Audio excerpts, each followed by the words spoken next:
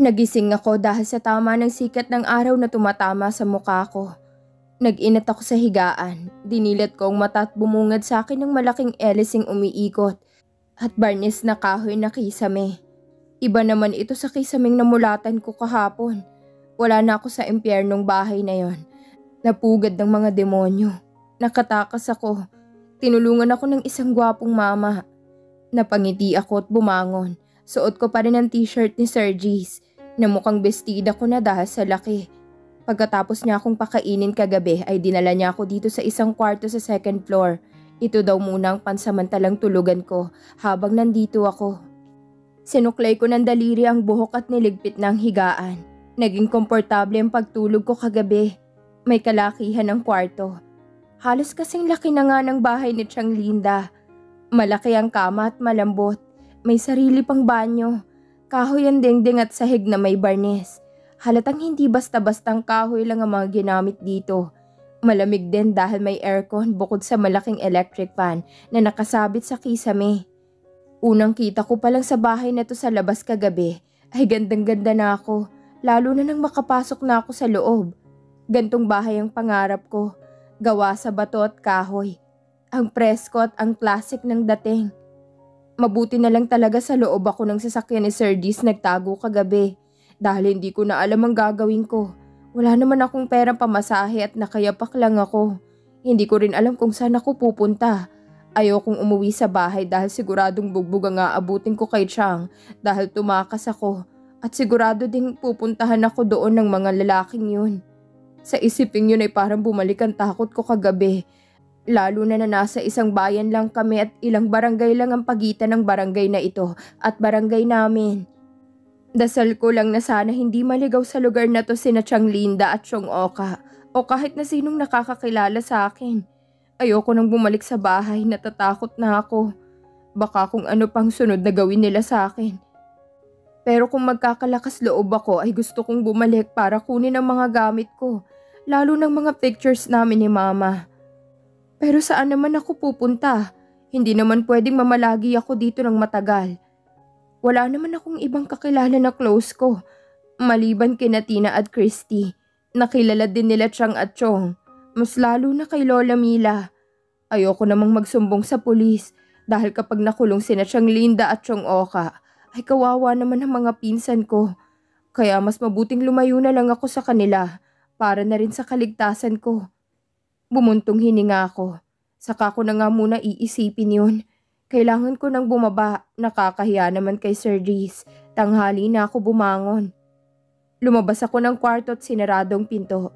Medyo naaasiwa ako dahil t-shirt lang ang suot ko at ang underwear ko. Mabuti na lang at malaki sa akin ang t-shirt. Hindi kasi kasya ang boxer shorts na pinahiram ni Sir G's dahil malaki ang bewang. Nakakahiya nga dahil pinahiram niya ako ng damit niya. Pero kakapalan ko na rin ang mukha at manghihiram ulit. Habang pababa ako sa kahoy na hagdan, ay tinitingnan ko ang mga malalaking pictures na nakasabit sa pader na kahoy. Natuon ang mata ko sa isang family picture. Namukaan ko ang batang lalaki. Si Sir G's. Ang lalaki at babae na nasa likuran niya na parehas nakangiti ay natitiyak kong mga magulang niya. Nasaan na kaya sila? Ang sabi niya kasi siya lang mag-isang nakatira dito sa bahay. Ang pinagtuunan ko naman ng pansin ay ang larawan ni Sir G's na nakapangsundalo. Seryosong gwapong mukha niya. Matiim kung tumingin ng malalim niyang mga mata. Matangos ang ilong at manipis ang mga labi. Ang tikas niyang tingnan sa suot niyang uniforme. Gising ka na pala, Neng. Ay, butiki. Muntik pa akong mapatalon sa nagsalita.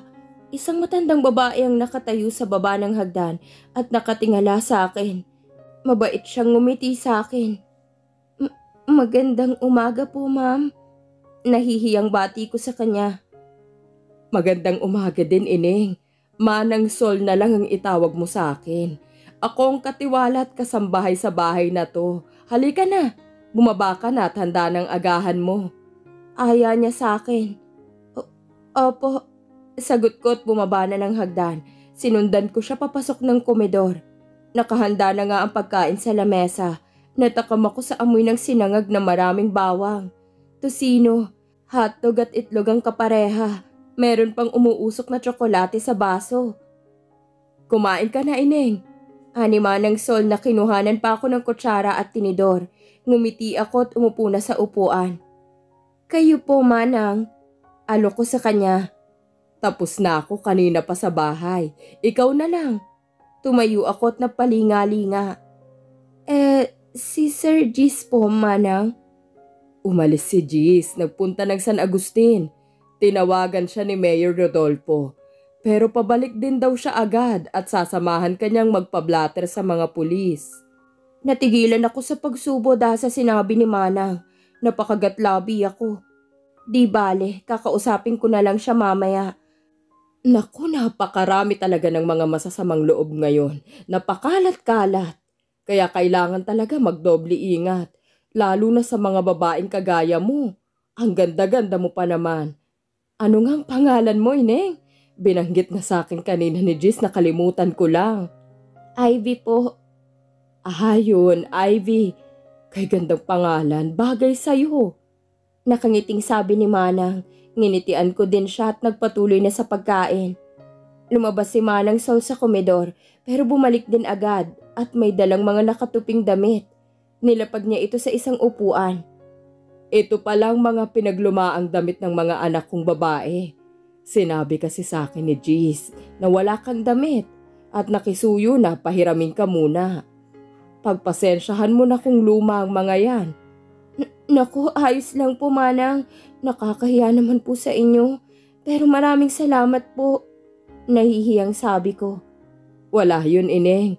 Hala, kain ka lang ng kain. Haniya at pinagsandok akong muli ng sinangag. Mabait si Manang at may pagkamadaldal. Naalala ko si Lola Mila sa kanya. Ang gaan din niyang kausap. Sa kadaldalan niya ay halos kwinento na niya sa akin ng talambuhay niya at talambuhay na rin ni Sir Gis. Matagal na pala siyang katiwala sa bahay na to. Bata pa lang si Sir Gis.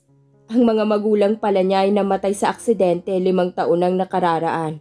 Kaya mag-isa na lang si Sir Gis. Dati siyang sundalo at nagretiro para patakbuhin ang cacao farm nila. Sa kanila palang malaking cacao farm dito sa bayan ng Santa Martina. Mayaman rin pala siya. Sa ngayon ay nagtatrabaho siya bilang personal bodyguard ng mayor ng San Agustin. Medyo naguguluhan ako doon. Bakit kailangan pa niyang mamasukan bilang bodyguard? May negosyo naman siyang cacao farm na kilala sa bayang to at sa buong probinsya. Naku, ewan ko ba sa batang yun. Naghahanap yata ng sakit ng katawan. Mabuti na lang at wala pa siyang asawa. Kawawa naman na magiging asawa niya at makukonsumi lang sa kanya. Patuloy na litanya ni Manang Sol. Mataman lang akong nakikinig sa kanya. Hindi ko alam kung bakit may munting tuwa akong naramdaman nang malamang wala pang asawa si Sir Gis. Sa edad niyang 34, dapat may asawa at anak na siya. Baka naman may girlfriend. Nang matapos akong kumain ay nagpaalam na ako nga akyat muna sa taas para maligo at magpalit ng damit. Binigyan naman ako ni Manang ng shampoo dahil sabong panligo lang daw ang meron. Inabutan na rin niya ako ng tuwalya. Ang presko ng pakiramdam ko pagkatapos kong maligo. Suot-suot kong damit na pinahiram sa akin ni Manang Sol. Yun nga lang, wala akong panloob. Hindi ko naman pwedeng isuot ulit yung nagamit ko na. Kaya nilabahan ko na lang yun. Pati na rin yung t-shirt na pinahiram sa akin ni Sir Gis. At dahil wala akong panloob, baka tuloy ang kaloob-looban ko sa t-shirt. Tinakpan ko na lang ito ng nakalugay kong alon-alon na buhok para hindi halata. Bumaba ako at nakipagkwentuhan na lang kay Manang Sol para hindi mainip habang hinihintay si Sir Gis. Malapit lang palang bahay ni Manang. Paglabas ng gate ay tanaw na ang bahay nila. Madalas daw pagtapos ng gawain niya dito sa bahay ay umuuwi na siya. Pero pinakausapan daw siya ni Sir Gis na samahan muna ako habang wala siya. At pinasabihan akong wag munang lumabas para sa kaligtasan ko. Wala naman talaga akong balak lumabas dahil baka mamaya nag-iikot-ikot ang mga demonyong yun at makita pa ako. Sa kalagitnaan ng pagtutupi namin ng mga nilabahang damit ni Sir Gis ay may pumasok na aso na kumakawag-kawag ang buntot. Lumapit ito kay Manang Sol at hinimas ito ng matanda habang labas ang dilang nakatingin sa akin. Mukha namang mabait ang aso. Nakaalis na ang amu-amuhan mo. Late ka na kasing nagising. Kausap ni Manang sa aso. Alaga po siya ni Sir Gis? Tanong ko. Hindi, alaga siya ng kapitbahay. Pero lagi siyang nagpupunta dito kapag nandito si Gis. Ani ni Manang. Tumangutango naman ako at pinagpatuloy ng pagtutupi ng malalaking damit ni Sir Gis. Ano, nagugutom ka no? Kaya ka nagpupunta dito eh. Kausap pa ni Manang sa aso. Para namang nakakaintindi ito, tumahol pa. Naku, nagugutom na nga. Teka lang at tatapusin lang namin to. Nangingiti na lang akong tinitingnan silang dalawa. Lumapit naman sa akin ang aso. Hinaplos-haplos ko naman siya sa ulo. Nang matapos ang emergency meeting na pinatawag ni Mayor Rodolfo, ay nagpaalam ako nga alis na muli. Jace, may problema ba, iho? Nag-aalalang tanong ng butihing mayor. Wala naman ho, Mayor. May kailangan lang ho talaga akong asikasuhin sa bahay. Pagkatapos din ho ay babalik din ho ako agad. Ayos lang, iho. Asikasuhin mo muna ang kailangan mong asikasuhin. Kung kailangan mo ng tulong, tawagan mo lang ako. Aniya at tinapik pa ako sa balikat. Salamat ho, Mayor. Pagkatapos ko magpaalam ay sumakay na ako sa raptor ko at nilisan ang lugar. May sabik akong nararamdaman na muling makita ang dalaga. Umalis ako kanina na tulog pa siya. Bigla kasing nagpatawag ng emergency meeting si Mayor para sa mga tauhan. Sasamahan ko kasi magpa-blatter si Ivy sa presinto. Kung balak niyang kasuhan ng tiyahin at tiyuhin niya, ay tutulungan ko siya. At hanggang maaari ay ayoko muna siyang pabalikin sa bahay ng tiyahin nila. Dahil baka kung ano pang mangyari sa kanya sa susunod. Napahigpit ang hawak ko sa manibela kapag naiisip ang posibleng mangyari sa kanya kung hindi siya nakapagtago sa sasakyan ko. Mabuti na lang talaga at nakalimutan kong ilak ang pinto ng sasakyan kaya nakapagtago siya. Sino mag-aakala na sa ganoong sitwasyon pa kami magtatagpo? Tiningnan ko ang oras sa wristwatch ko. Mag-aalas 11 pa lang ng tanghali. Habang nasa biyahe iniisip ko si Ivy at wala sa sariling napapangiti. Naalala ko wala pala siyang damit at tsinelas. Kaya pagpasok ko ng Santa Martina ay dumaan muna ako sa pamilihan para ibili siya ng damit. Gusto ko sana sa mall kaya lang ay nasa kabilang bayan pa ito. Binilihan ko siya ng damit at mga shorts pati na rin ang bestida. Tinansya ko na lang ang sukat. Binilhan ko na rin siya ng mga underwear. Yun nga lang ay hindi ako sigurado sa sukat niya. Kaya nagpatulong na lang ako sa tinderang babaeng naron. Bumili na rin ako ng isang pares ng tsinelas. Dumiretso na rin ako sa katabing butika para ibili rin siya ng mga personal hygiene niya.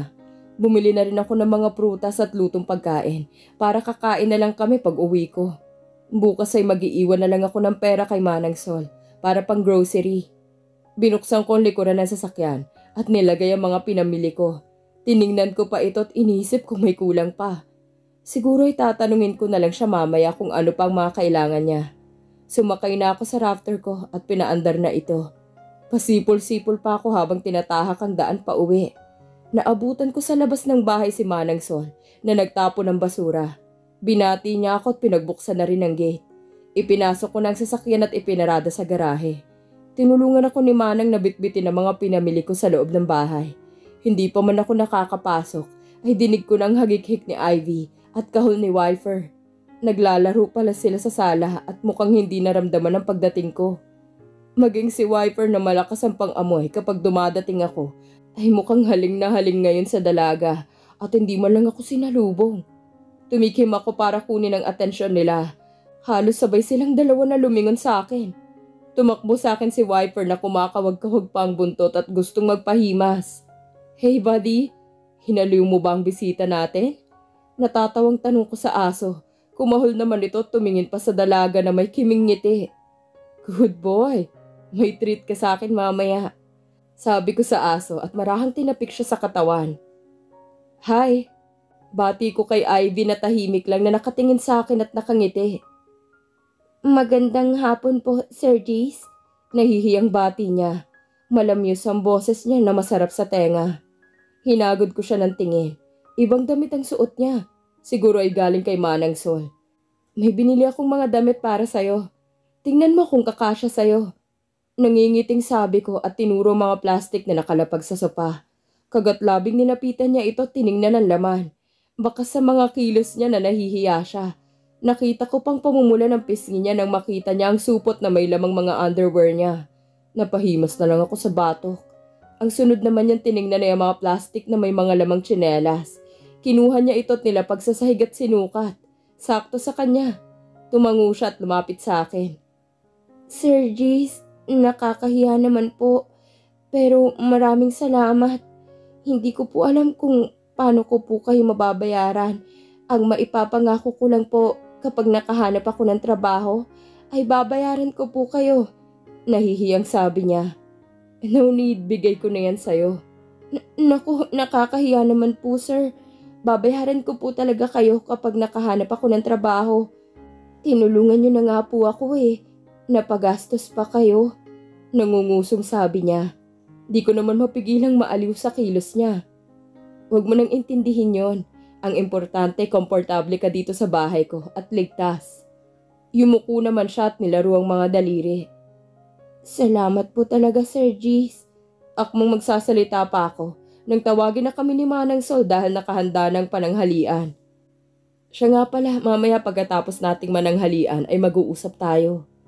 Tumango naman siya at kiming ngumiti. Sabay na kaming pumasok sa komedor. Inaya ko na rin sumabay sa amin si Manang Sol. Nakakatuwa lang tingnan na kahit nahihiya ang dalaga ay magana pa rin siyang kumain.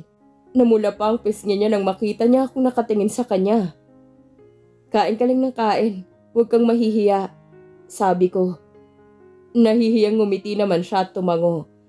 Pagkatapos kumain ay inaya ko na siya sa sala para pag-usapan ng pagpapablatter at pagsampa ng kaso sa mga lalaking humahabol sa kanya, lalo na sa tiyahin at tiyuhin niyang nagbenta sa kanya.